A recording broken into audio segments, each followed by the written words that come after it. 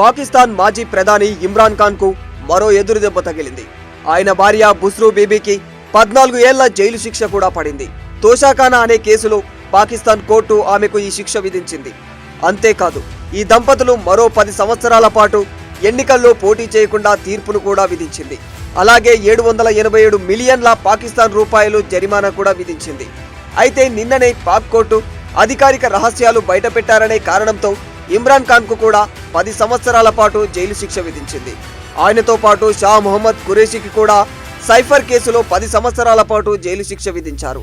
ఫిబ్రవరి 8న పాకిస్తాన్లో ఎన్నికలు జరుగుతున్న వేళ మాజీ ప్రధాని ఆయన భార్యకు జైలు శిక్ష పడటంతో అక్కడి రాజకీయాలు పెను దుమారం రేపుతున్నాయి. అయితే ఇమ్రాన్ ఖాన్ కు శిక్ష పడిన తర్వాత ఆయన పార్టీ పాకిస్తాన్ తెహ్రీక్ ఈ ఇన్సాఫ్ పై కూడా నిషేధం విధించే అవకాశం ఉందని పాక్ మీడియా నివేదికలు పేర్కొన్నాయి.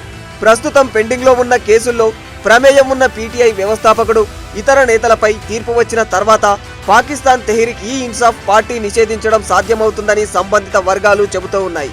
పీటీఐకి నిధులపై అనేక సంవత్సరాల విచారణ తర్వాత 2003 ఆగస్టులో పార్టీకి నిషేధించబడిన నిధులు అందాయని గుర్తించింది.